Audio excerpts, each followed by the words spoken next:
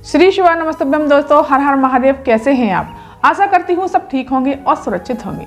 दोस्तों, गुरुवार का उपाय बहुत ही सुंदर उपाय है, जिसके लिए अगर आपकी कोई विशेष मनोकामना है जो आप काफ़ी प्रयास कर चुके हैं फिर भी वो पूरी नहीं हो रही है, या आपके घर में कुछ भी अच्छा नहीं हो रहा है, कोई भी कार्य अच्छा नहीं हो रहा है, कोई भी अगर शुभ मंगल कार्य होता है तो भी कोई ना कोई अड़चन आ जाती है और वो कार्य भी बिगड़ जाता है और किसी ना किसी वजह से लड़ाई झगड़े हो जाते हैं, टेंशनें हो जाती हैं और परेशानियां बहुत आ रही हैं, कष्ट आ रहे हैं और समस्याएं बनी हुई हैं या कोई मनोकामना है, तो आप पूज्य गुरुदेव की कथा सुन करके और समझ करके बहुत सुंदर सा उपाय लेकर के आई हूँ। दोस्तों, वीडियो पर आगे बढ़ने से पहले चैनल को सब्सक्राइब कर दीजिए, वीडियो को लाइक कर दीजिए और कमेंट में श्री शिवाय नमस्तभ्यम या भोलेनाथ का कोई सा भी प्यारा सा नाम जरूर लिखिएगा। चलिए जानते हैं ये उपाय हमें किस प्रकार से करना है और कैसे करना है।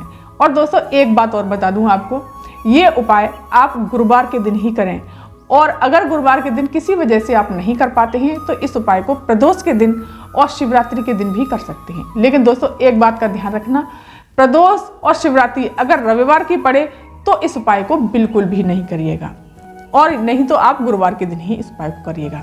चलिए जानते हैं कि इस उपाय को किस प्रकार से करना है।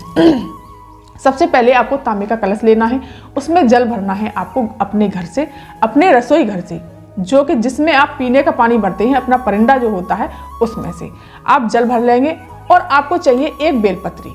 दोस्तों, बेलपत्री बिल्कुल खंडित नहीं होनी चाहिए, एकदम साफ सुथरी, बहुत सुंदर सी प्यारी सी बेलपत्री होनी चाहिए, एकदम अच्छी। इस बेलपत्री को आप अपने घर में ये जो जल भर के रखा है आपने, इसी में श्री शिवाय नमस्तभ्यम मंत्र का जाप करते हुए इस बेलपत्री को इसमें हम डाल लेंगे। इस प्रकार से आपको, ये छोटा कलश है दोस्तों, बड़ा ले लीजिएगा आप, तो इसमें डाल लेंगे और इसमें डाल करके आप इस कलश को पूरे घर में, जहाँ जहाँ पूरे घर में आपको इसको घुमाना है, इसको और श्री शिवाय नमस्तभ्यम मंत्र का जाप करना है। और दोस्तों, आप इससे लैट्रिन बाथरूम में नहीं ले जाइए और हर जगह आप हर घर के हर कोने में घुमाना है, सिर्फ शौचालय में आपको नहीं घुमाना। इस तरह घुमाने के पश्चात आपको इस कलश को, जहां आप अपना पानी का परिंदा भर करके रखते हैं, वहां पर रख दीजिए या आप अपने पूजा घर में ये कलश ले जा करके रख दीजिए। ये दोस्तों आपको सुबह कार्य करना है, आपको सुबह ये उपाय करना है। और इसी के साथ ही साथ आपको एक दीप प्रज्वलित करना है। वो दीपक दोस्तों गोल बाती का दीप आपको लगाना है। इस प्रकार से आपको, इस प्रकार से दोस्तों आपको गोल बाती का दीप लगाना है। अगर आप अपने घर के परिंदे के पास रखते हैं इस कलश को, तो आप कलश के उसके पास में दीप लगा दीजिए। अगर आप मंदिर में रखते हैं, अपने पूजा घर में रखते हैं, तो इस प्रकार से आपको मंदिर में, पूजा घर में इस तरह से कलश रख दीजिएगा और इस तरह से वहीं पर आपको दीप प्रज्वलित कर लेना है और हाथ जोड़ करके भगवान से प्रार्थना करनी है, भोलेनाथ से प्रार्थना करनी है, श्री शिवाय नमस्तभ्यम मंत्र का जाप करते हुए इस दीप को लगा देना है। फिर आपको क्या करना है दोस्तों, दीप शाम तक शांत हो जाएगा, बुझ जाएगा।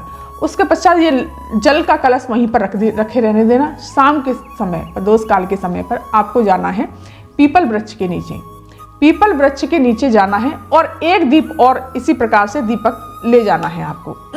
पीपल वृक्ष के नीचे जाना है और ये जल का लोटा आपने जो भर के रखा हुआ है इसको लेके जाना है। इसको ले जा करके आपको पीपल के पीछे वृक्ष के पास में, जैसे दोस्तों मेरे पास पीपल का वृक्ष नहीं है, ये मैंने आर्टिफिशियल वृक्ष रख रखा है आपको समझाने के लिए। यहाँ पर आपको पहुँचना है, जल का पात्र लेकर के ये वाला, और एक दीपक लेके जाना है जो मेरे पहले से जलाया हुआ है, लेकिन वहाँ पर जाके आपको स्वतः जलाना, नया दीपक बना के ले जाना है।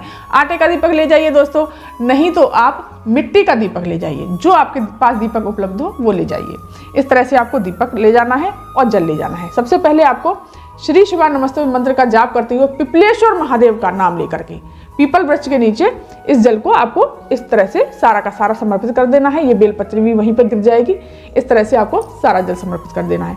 फिर जब आप इस दीपक को लगाएंगे तो इसके नीचे हमें आसन जरूर देना है। दोस्तों, दीपक को कभी भी बिना आसन के नहीं रखना चाहिए। पूज्य गुरुदेव की कथा सुनकर के बताती हूँ दोस्तों, इस तरह से आपको पीपल के वृक्ष के नीचे इस दीपक को आसन देना है और पिपलेश्वर महादेव का नाम लेकर के और अपनी कामना कहते हुए, जो भी आपके घर में समस्या है और या आपकी कोई विशेष मनोकामना है जो काफ़ी समय से पूरी नहीं हो रही है, ये अटके हुए कार्य हैं, या आपके घर में कुछ भी अच्छा नहीं हो रहा, मांगलिक कार्य होता है उसमें भी कोई ना कोई लड़ाई झगड़े या टेंशनबाजी होती ही रहती है, तो इसका उपाय को भोलेनाथ से प्रार्थना करके पिपलेश्वर महादेव का प्रणाम करके अपनी कामना बोलते हुए सीधे अपने घर चले आइए। दोस्तों ये उपाय बहुत अच्छा और अचूक उपाय है। पूज्य गुरुदेव की कथा सुन करके और समझ करके दोस्तों मैंने ये उपाय बताया है। अगर ये वीडियो, ये जानकारी आपको अच्छी लगी हो तो मेरे चैनल को सब्सक्राइब कर दीजिए, वीडियो को लाइक कर दीजिए और कमेंट में श्री शिवाय नमस्तुभ्यम अवश्य लिखिएगा। चलिए जानते हैं दोस्तों अब दूसरा उपाय। दूसरा उपाय दोस्तों किन चीज़ों के लिए है, किस समस्या के लिए है। दोस्तों पूज्य गुरुदेव ने बताया है कि अगर कोई भी व्यक्ति आपके घर में डरता है या उसे घबराहट होती है, अचानक से वो घबराने लगता है, परेशान होने लगता है, या हर वक्त कोई व्यक्ति या आपका बच्चा या घर में से कोई भी सदस्य हर वक्त बीमार रहता है, उसके लिए बहुत सुंदर सा उपाय बताया है। मात्र एक कलश से और एक बेलपत्री से दोस्तों ये उपाय करना है। दोस्तों क्या करना है आपको, सबसे पहले चलिए जानते हैं। आपको ये तांबे का कलश लेना है, इसमें जल भरना है दोस्तों आपको अपने घर से, अपने परिंदे से, अपने रसोई से जिससे आप जल पीते हैं, उसमें से आपको जल भर लेना है। दोस्तों एक बात फिर से बताती हूँ मैं दोस्तों, पूज्य गुरुदेव हमेशा कहते हैं जल को हमेशा अपने घर के कच्चे रसोई के परिंदे से ही भरना चाहिए। इससे वास्तु दोष खत्म होता है, साथ ही साथ पित्त दोष समाप्त होता है। जल भर लिया हमने और आपको एक ले लेनी है दोस्तों बेलपत्री।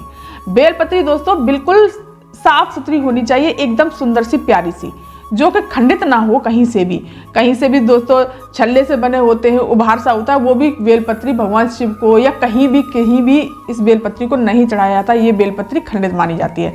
दोस्तों बिल्कुल इस तरह से आपको बेलपत्री ले लेनी है। अब आपको सवाल ये होता है कि आपको अब इसका क्या करना है। जो भी व्यक्ति डरता है या बीमार रहता है या उसे कोई बुरे सपने आते हैं या फिर उसे घबराहट होती है, तो उसके सिरहाने जब वो सोता है तो रात्रि को सोते समय उसके सिरहाने से ये कलश उसके साइड में रख दीजिए। अब पूरी रात इसको रखा रहने दीजिए। इसको रखा रहने के बाद में फिर आपको इस कलश को उसके सिरहाने से सुबह उठ के दूसरे दिन उठाना है। इसको उठा करके आपको जो व्यक्ति बीमार रहता है या उसे सपने आते हैं या फिर उसे घबराहट होती है, उसके ऊपर से आपको 21 बार उसारना है। इस तरह से वो लेटा है तो लेटा रहने दो, उसे कोई जगाने की जरूरत नहीं है। इस तरह से आपको 21 बार उसार लेना है। इस तरह से 21 बार उसारने के पश्चात दोस्तों 21 बार उसारने के पश्चात ही आपको जो बेलपत्री आपको मैंने बताया था वो ले लेनी है। आपको इस तरह से बेलपत्री को डाल लेना है कलश में और बेलपत्री को डाल करके आपको सीधे पहुंच जाना है नीम के पेड़ के नीचे। जैसे कि इस तरह से ये नीम का पेड़ समझ लीजिए, इसके पेड़ के नीचे पहुंच जाना है और श्री शिवाय नमस्तुभ्यम मंत्र का जाप करते हुए और दोस्तों उस व्यक्ति का जिसके लिए आप ये उपाय कर रहे हैं उसका नाम बोलना है, उसका गोत्र बोलना है और ये बोल करके और जिस तिथि में कर रहे हैं, जिस दिन को कर रहे हैं, जैसे गुरुवार को कर रहे हैं या कोई भी तिथि पड़ रही है, द्वादशी पड़ रही है, त्रयोदशी पड़ रही है, चौदश पड़ रही है, कोई भी तिथि पड़ रही है, उस तिथि का नाम लेकर के, उस व्यक्ति का नाम लेकर के इस तरह से आपको जल समर्पित करना है। थोड़ी देर वहाँ पर बैठना है और उस व्यक्ति के बारे में बोलना है कि ऐसे ऐसी परेशानी है, जो भी परेशानी है, और प्रणाम करने के पश्चात श्री शिवाय नमस्तुभ्यम बोलने के पश्चात आपको सीधे अपने घर चले आना है। दोस्तों पूज्य गुरुदेव कहते हैं एक बार आजमा कर तो देखिए, ये उपाय बहुत अच्छा और अचूक उपाय है। इस उपाय को आप जरूर करिएगा। तो दोस्तों ये जानकारी आपको कैसी लगी? अगर अच्छी लगी हो, पसंद आई हो तो मेरे चैनल को सब्सक्राइब कर दीजिए, वीडियो को लाइक कर दीजिए और कमेंट में भोलेनाथ का कोई सा भी प्यारा सा नाम जरूर लिखिएगा। धन्यवाद।